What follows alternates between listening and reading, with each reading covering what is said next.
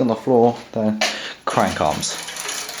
I have 3 at the front. I'm planning to change to a single speed. I don't have my shifter anymore, so I just have it on this. I should normally have it on this one. This one's falling down because it's got no brake set on it. Pedals first. I'm going to do it with a pedal wrench. An Allen key. Here we go. Will just go in the back here,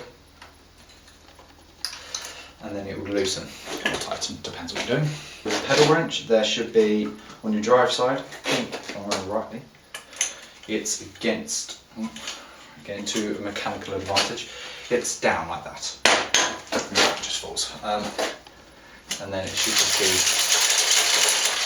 kind of like this, and then it will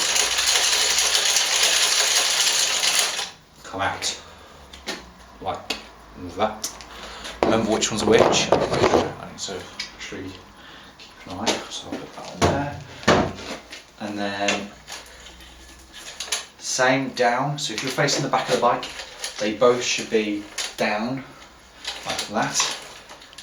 So if you're both like this, they should both go like that and like that on the same crank. Boom. Sorted. Take the chain off it so it's just in the middle, so then they go so it can spin freely. Don't mind out for these, because these will just spin for quite a long time by themselves, and they do hurt when they hit you. Mind out for these as well, because that's basically just like a saw blade. It's extremely hurt. I've heard some horror stories about it. It's not very nice.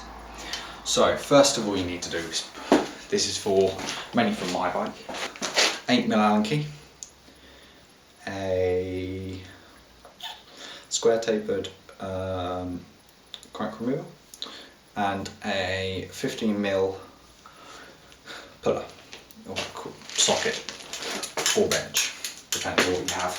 I'm going to do it on this side first. So this is the dust seal and also the pusher.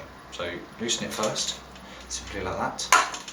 Then it should just be tightening into the thing now. Should just come out like that.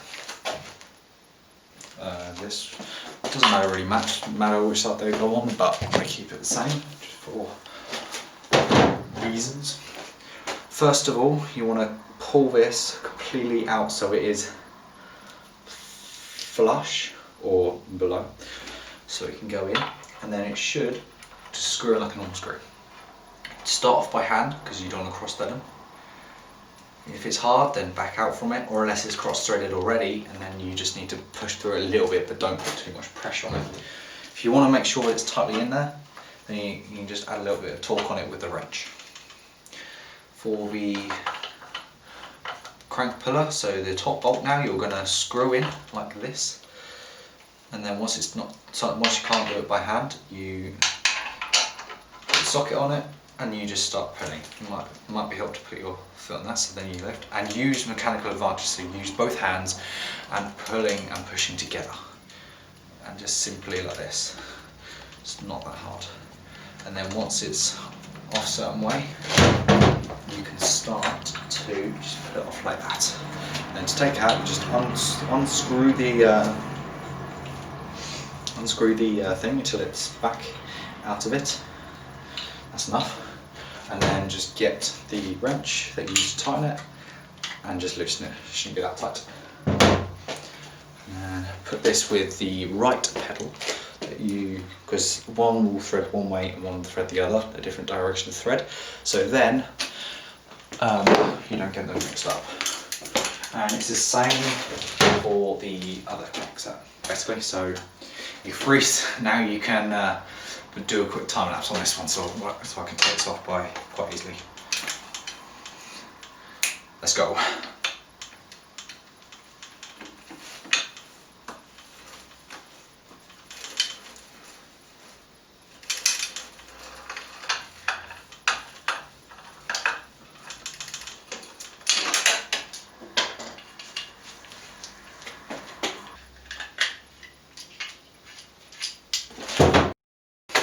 If you want to, right, now we're back from that quick time lapse.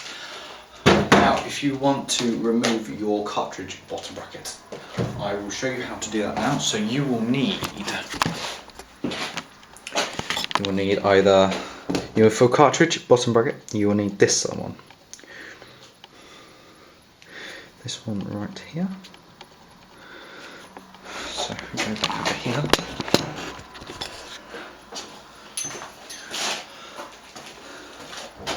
Once again, oh, I forgot the square. Why did I put that? This is why you should always stay organised. Oh, it's staying in the cassette on. That's me being organised. So you need the adapter, you need anything to drive it. So this one has a nice guide in. The spline should go in, and it should, one way should loosen and one way shouldn't. So that was tightening. Loosening was up when you're unplugged this on the non-drive side. So up and around and around. You can take the drive tool out at this point, and then you can just spin it quite easy. This is the cap end. So it should just slide out like that. It should be nicely braced.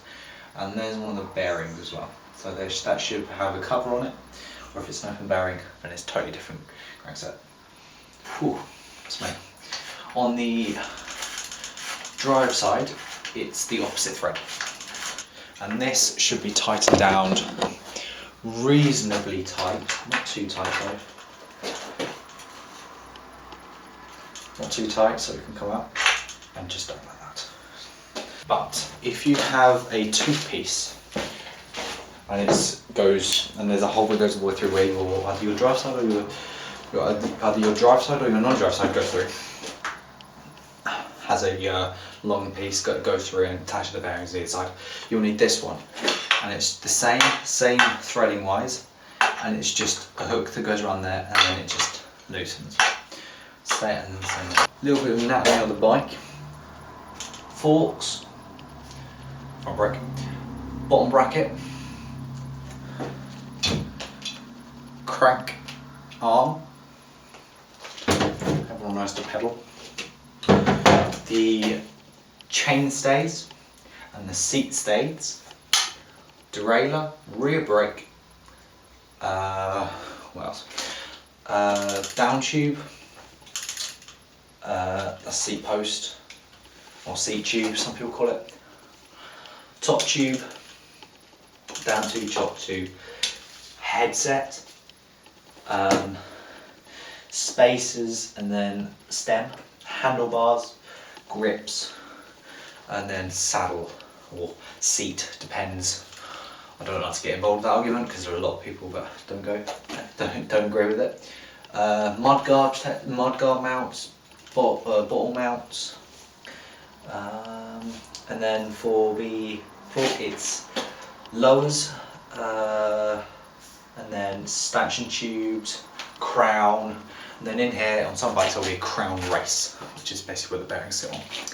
And then all of this bit, so the crank arm and the chain ring,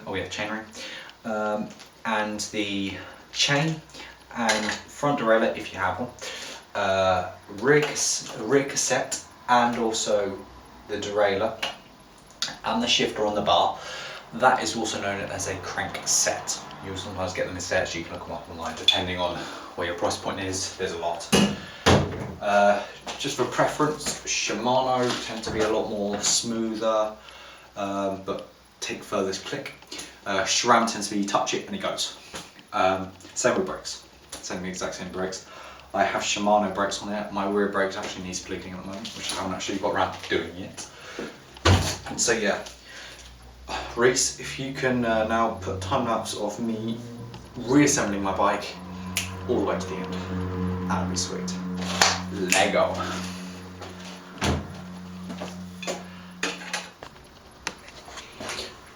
This is the finished product, and this is the finished product. So wheel on, blah blah blah. Just do exactly in reverse of what I told you.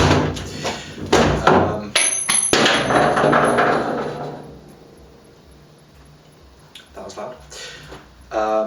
And then literally just to reverse what I told you. The only difference is you don't use this to put it back on. You just tighten the bolt, the dust cover just down really tight. about 40 newton meters, not too tight, but then loosen it off so then you can make sure you can get it off next time. But yeah, hopefully next time Rhys will be joining us. Hopefully we're going to the old bike track. I don't know what's going to happen yet. We're still planning that video out. So if you haven't seen that video, it was last video, go and check it out. Don't forget to subscribe and like the video. I will be seeing your faces in the next video. See ya.